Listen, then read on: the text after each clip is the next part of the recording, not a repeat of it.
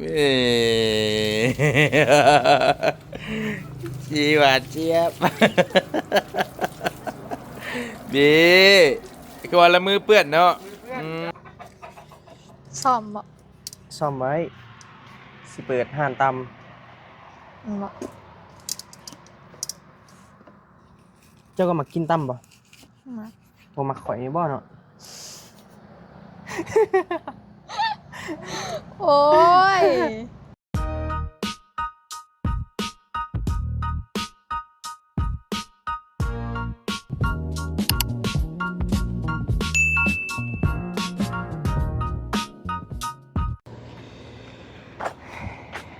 ไปพี่น้องสบายดีเด้อ สวัสดีเด้อ ให้ก็มาเต็มมุก โดย เอาเมียไม่ตู้ด้วยซะ ให้พ่อเขามาหับเอา โอ้ให้เขาพอมาเอา พ่อมาหับเอาสู้นี่สู้นี่ อืม สู้นี่สู้นี่ โดย มาแต่โดนแล้ว ว่าให้ก็มา แม่นว่า ให้ก็มา พอดีฮากามาเขากะฝนฮากะเศร้าเด้ ฝนตก ดีบอลลี่นัดกับน้องบี้อยู่ว่า โดย บอลลี่มีนี่กับน้องโบนั่นนึงมี มีแนว เห เห ร ร อ อ มีแนวความลับ อ้าว อยู่ป่ะอยู่ป่ะ คือว่ากำลังเห็ดหยังเห็ดกินบ่ อืม กำลังเห็ดกินบ่ว่าซะ ลุงมาทันมาตีลุงหน่อยลุงมาทันมาบ่ ภาษาบ่ อ่า ยังคือว่ามามื้อนี้บ่ลุงเหรอ ก็ป้าว่า โอ้ย เอาเรียบร้อยแล้วนะเอาแล้วนะ สนับสนุนเต็มที่เลย จำเลย เอา ลุงมาอยู่เฮ็ดได้จ้ะ อยู่ได้มีพ่อเฒ่าแม่เฒ่า มีอัน อันยังก็แม่เฒ่าน้อยแม่เฒ่าใหญ่ หลายคนเนาะ หลายคนหลายคน ใจเย็นๆ ใจเย็นเลยเหรอ ใจเย็นก่อน เออเป็นยังไงนี่ พูดเศร้า พูดยัง จะโดนแล้วมันได้เปลี่ยนมันยังหลอดมาเลย พอดีทางไอดีเพิ่นฮักกะมาแต่พาแม่ตู้ไปพอกไตหน่อยเนาะ โดยคือเก่านั่นแหละ โดย เดี๋ยวพอดีมันเป็นทางเลยเด้ทางผ่านเลย ว่าเช้านี้ว่าสิไปอันนั้น ไปส่งง่ายๆแหละตื่นบ่ทัน เออ พอดี ก็ว่าหาก็ออกไป แม่นเขาจะเอาไปอยู่เพื่อนไอเตียงโดนเติบแล้ว แต่ว่าตอนเช้านิ้วเข้าไปหั้นนะเฮาสิขี่รถจักรไปมันเปื้อนแห้งเด้อก็เลยว่าบ่ได้ไปนำเพิ่นซ้ำนิ้วโทรมาหลายๆสาย กูว่าลงกูว่าไปส่ง ไปส่งฮอดธาตุโพนนี่แหละแล้วก็กลับมา โอ้เออ เพิ่นกลับเมืองมานี่แหละ ใต้ฉันดอก โดย โอเค เดี๋ยว น้องๆเพิ่นอยู่ไส อยู่ในอยู่แล้ว กันเท่าไหร่ก็เอิ้นเด้อ โดยคันเอะไรก็เอิ้นเด้อ เอาคันมีแล้วอย่างแล้วกินเด้อ โอเคเดี๋ยวขอไปเบิ่งก่อนเด้อเพิ่นเฮ็ดหยังไปพี่น้องเอาสบายดีเด้อไปพี่น้องเด้อทักทายสบายดีกันบรรยากาศยามแดงๆเนาะพอดีมื้อนี้ทางพอลลี่เนาะทางพอลลี่เพิ่นได้นัดกับบ่าวบี้ว่ามีแนวมาเซอร์ไพรส์น้องโบนี่แหละพ่อพี่น้องเอ้ยอันนี้บ่าวบี้ก็บ่ฮู้ว่าเป็นหยังเด้อเพราะว่ามีแต่อ้ายเพิ่น นัดขึ้นมาเฮือนเฮือนของน้องโบนี่แหละหรือว่าเฮือนซาวเบลนั่นแหละพ่อพี่น้องอ้ายเพิ่นนัดขึ้นมาอ้ายเพิ่นหามาแต่มุกพาเมตู้ไปพอกไตอยู่มุกหันนะแล้วบอบบี้ก็เลยขับรถจักรขึ้นมาแต่เฮือนนั่นแหละพอดีอ้ายเพิ่นว่ามีเอามาเซอร์ไพรส์ว่าซั่นแต่ใจบอบบี้เป็นคนเอาให้น้องเพิ่นอีหยังประมาณนี้แหละพ่อพี่น้อง หากอันนั้นมื้อคืนนี่ก็อยู่กับง่ายๆเพิ่นก็จนดึกเลยจน1 โมง 2 โมงเช้าพุ่นน่ะไปพี่น้องก็เลยว่าตื่นสวยหน่อยนึงบอบบี้ก็บ่ได้ไปส่งอ้ายเพิ่นซ้ำเพราะว่านอนลืมตื่นเลยนิวโทรมาบอกใจร้ายสายหนึงหั่นนะก็เลยว่าบ่ได้ไปนํเพิ่นไปพี่น้องก็โอกาสหน้าพุ่นแหละบอบบี้ก็ยังสิลงไปเยี่ยมยามทางอ้ายเพิ่นอยู่ทางทีมงานลาวใต้เพิ่นก็เอาขึ้นมาก็ม่วนได้ม่วน ยังสีลงมีโอกาสก็ยังสีลงไปดินน้ำไม้อ้ายเพิ่นอยู่คอยพี่น้อยโอเคปะเดี๋ยวไปเบิ่งก่อนเด้ เฮ็ดหยังเด้นี่เนาะสบายดีเด้อเด้อเด้อเฮ็ดหยังเด้ โอ้ยสิล่างปลาหมึก โอ้มีเมนูบ่ มีเมนูด่า โอ้คักแล้วซะเฮ็ดหยังกินนี่ โอ้ยซาโบเพิ่นว่าสิอยากต่ ฮะ ำซาโบว่าอยากต่ำ ตำกุ้งบ่ โอ้ย โอ้ตำทะเลคักแล้วอืม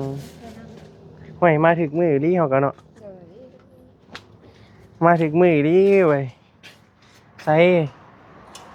ล้างกุ้งอืมเพิ่นเด้อ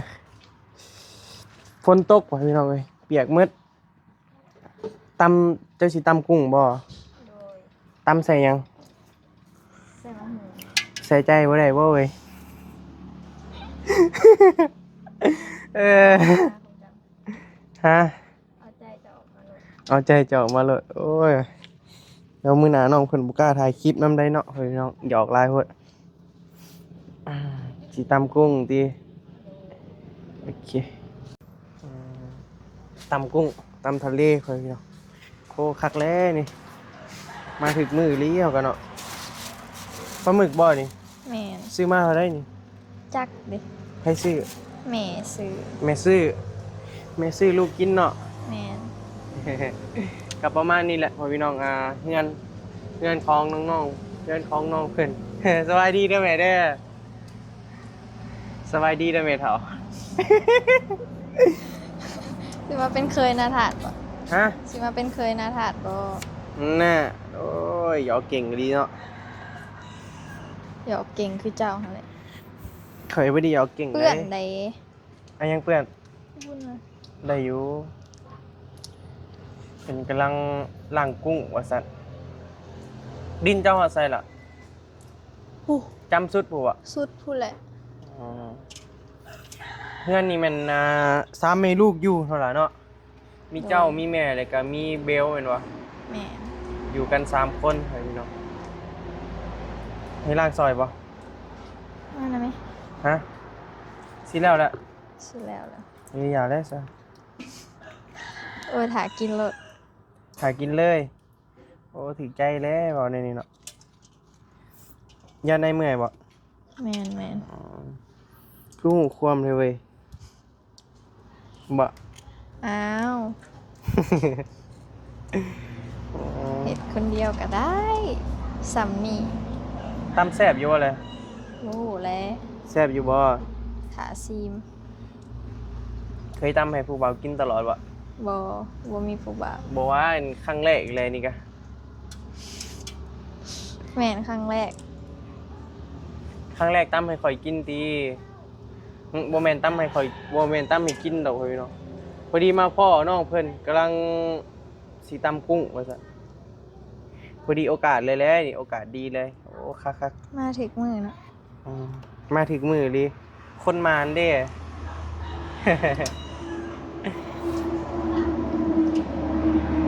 ลายแท้นี่ เครื่องโล ถึงโลแพงบ่ แพงอยู่ โลเท่าใด โลแสนหา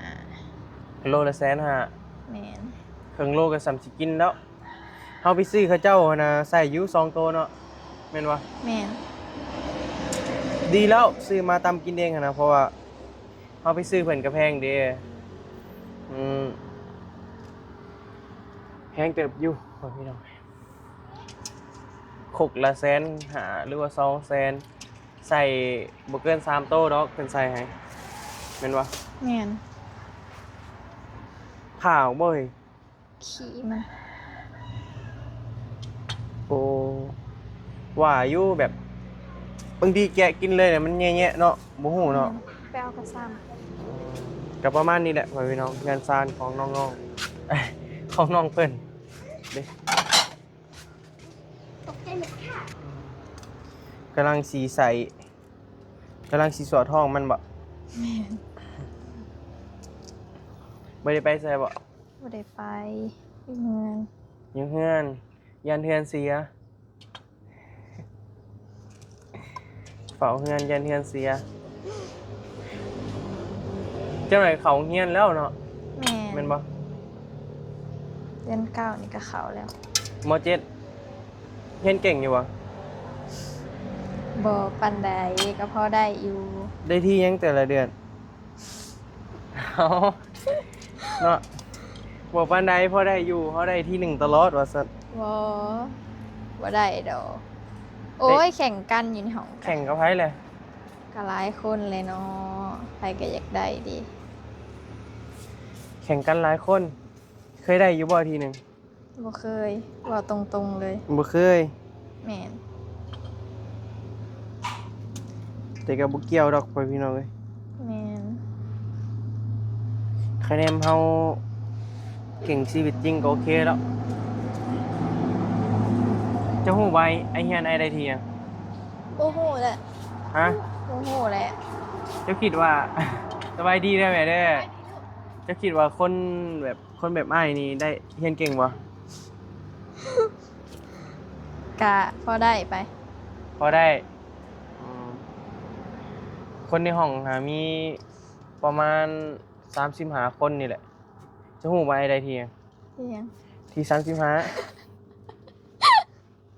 ได้ที่ลายเนาะ แนวมันได้ บ่คือไผ ฮะ บ่คือไผ อันใดก็ ว่าบ่คือไผ โอ้คักเลยของแท้ได้ค่อย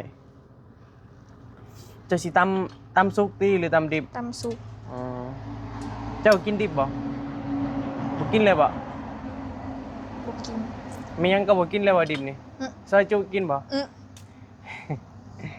แป้งเป็ดกินบ่ อื้อ บ่แท้ บ่กิน ฮะ บ่ กุ้ เค ง ย ดีด กินจักเถื่อ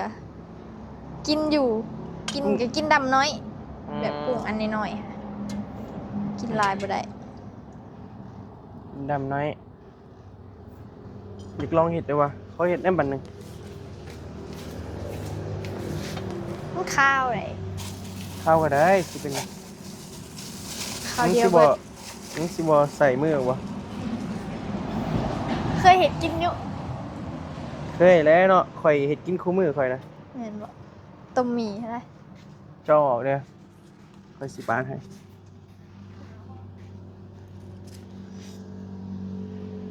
โอ้มันบ่ได้มีตินะมีคูโต้บ่ มี อ้าวเจ้าหนุ่มเสือคือข่อยอีกนี่โอ้ย บ่ได้นะ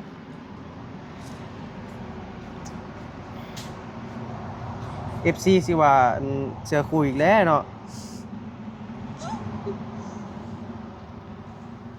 หลายเติบเนาะมันกินยังกุ้งนี่ เอ้าข้อยก็บ่ฮู้แล้วเนาะ ถามมันดู ถามเหรอจัก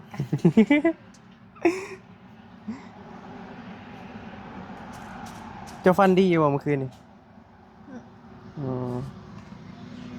เจ้าเคยถึกเลขจากเทื่อได้เกิดมา เดี๋ยวเดียว เทื่อเดียวนะฮะ ตอนพอเสียฮะ แม่น ว่าแท้บ่นี่ แท้บ่ได้สู้ซื้อเลข บ่ได้ซื้อเลขซื้อได้ยัง บ่ได้ซื้อ ฮะ ซื้อแต่แนวอื่น บางโตมันก็บ่ได้มีเลยบ่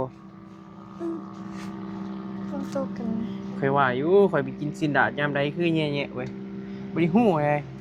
โอ้ยเจ้ากันเนาะเกิดก่อน เกิดก่อนก็ค่อยค่อยเฮ็ดค่อยเฮ็ดกินตลอด สั่ง เจ้าว่าค่อยเฮ็ดกินบ่ เฮ็ด ฮะ เฮ็ดอยู่ จะฮู้ว่าจะเป็นคนดังเลยเด้อ ดังไฟ ดังไฟ ดังกับบ่ติด เจ้าเป็นคนดังไฟแล้ว ค่อยดังไฟบ่ติดเจ้าก็สมัครบ่ เจ้าคือถามเนี่ยนะ บ่ บ่มีหยัง เจ้าคือถามแนวนั้น เป็นหยังเลย เอ้ย เราหยอกซื่อ ไปหนึ่งเด้อเจ้าดังไพ่บ่ติดเจ้าอะยังเกาะข่อยดังไพ่บ่ติดเจ้าก็สิมักข่อยบ่ว่าซั่นมักแล้วได้เนาะเจ้าแล้วมีแฟนเลย ๆเจ้า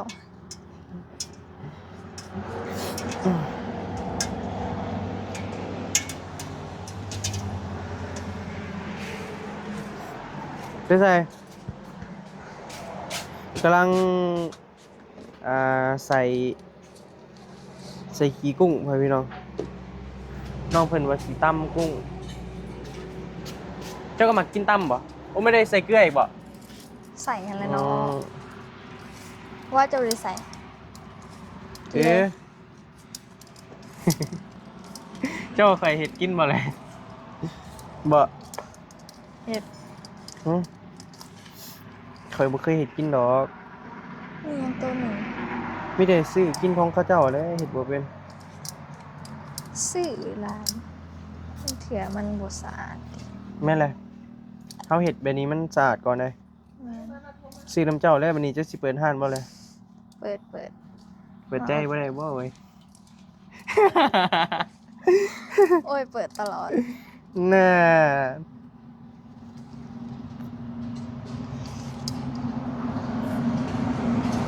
ค่ำแล้วไว้พี่น้องบ่ได้ไปซะเลยมื้อนี้ก็นอนลืมตื่นไปซอยปลาหมึกเด้อเอาน้ำมาล้างปลาหมึกด้วยนะ ซอยเป็น เป็นผู้เจ้าอันคอยต่ำแล้ว เป็นแบบซอยหรอนะแล้วมันยังแข็งอยู่ ได้อยู่ เลิกกันเลยจังละ ปลาทุกจิปปี้เลยนี่ 8 ปี ปลาหมึกเอามาเห็นเราได้กินเนี่ยมาตั้มกินบ่ ขัว ขอกิน อืม เอาลายเอาหน่อยสันไปนี่ เอาพอดีกินเลย แบบได้พอดีกินบ่เคยเห็นเนาะ ซอยไปรถ นี่ว่าตอนหน่อยตอนบาง นี่เนาะได้อยู่ ซ่อมบ่ ซ่อมไว้สิเปิดห้านต มันบ่ ำเจ้าก็มากินตำบ่ มา บ่มาข่อยนี่บ่เนาะ โอ้ย โอ้ยอย่าสั่น บาร์บี้เอ้ย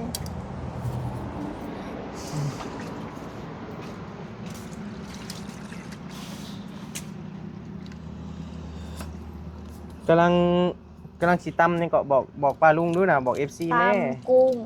กับปลาหมึก อ๋อโอ้เย็นเด้อวะพ่อว่าซำนี่ เอา ไม่ อีก บอก ก็ได้หน่อยหนึ่ง บ่ได้เว้ยไปกินของเราเบิดนี่เนาะ ไปซื้อใส่เราได้เนาะ กินแล้วแหละสิเป็นหยัง ใครซื้อมานี่ แม่ แม่ซื้อมาแข็งรีปลาหมึกเอานะปลาหมึกใส่อันนั้น ได้เปลี่ยนเสือดิ เห็ดบ่เป็นครับพี่น้องบ่บี้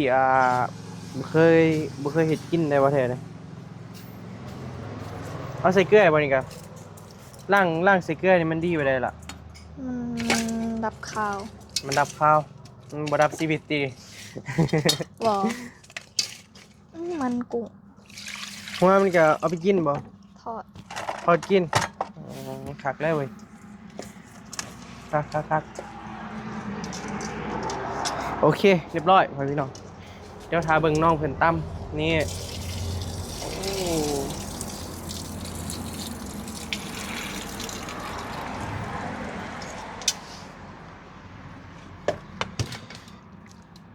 ใส่ยังแน่ตำนี่ แล้วสิบอก แล้วสิบอกข่อยฮู้แล้วเจ้าย่านข่อยดินมุกสิเจ้าอีกแล้วจะเลยบ่บอก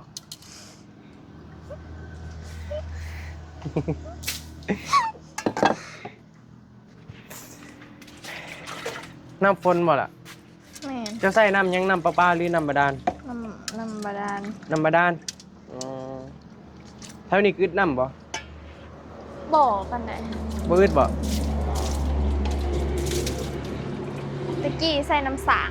ตะกี้ใส่น้ำซาก แม่นอยู่ลุ่มพุก ไปหา โป่ บ่ มเอา ใครไปหา บ่ได้หาแบบโป่มเอานะ โอบคือหยังวะเอาว่าแท้เล ได้ ย ได้น้ เอ้าโอบเนาะไปสิไปฮู้เสียงไงเปลี่ยน ำ บ่ โอ้ยเปลี่ยนจะเป็น เป็นวัดอยู่ยังบ่เศร้าอยู่ เป็นไอเลิฟยูบ่ อีเสร็จเลยเป็นวัดเวลาแบบมันบ่สบายแล้วมัน บ่อยากฮอดอยากลุกอะนะบ่อยากลุกฮอดแต่บ่นอน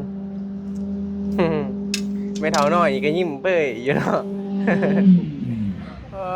ยเราอ่ะมาเผาร้านซาวเคยเด้อเราอะบ่ได้เนาะไม่เท่าน้อยเผารถ โอ้ยทางสะดวกบ่แล้วนี่ซะสนับสนุนกันพิลึกอีหลีนี่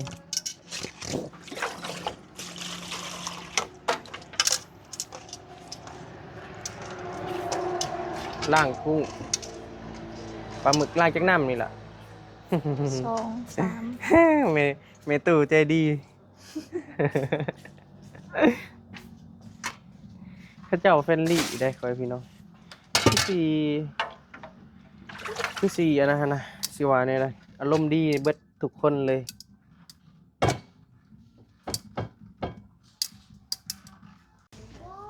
ปิดไฟคอยพี่น้องมันดับบ่ล่ะ อืม อืมเหลื่อม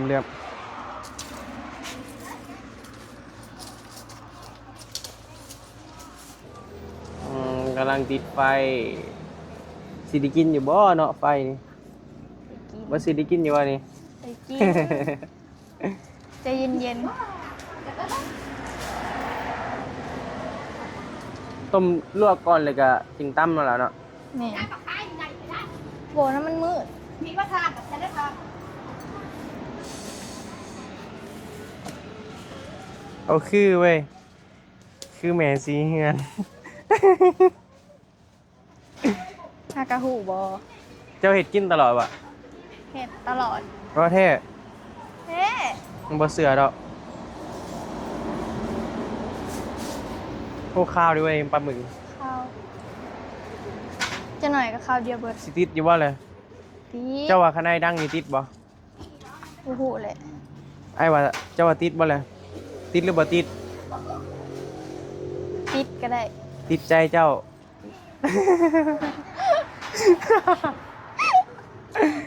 เออ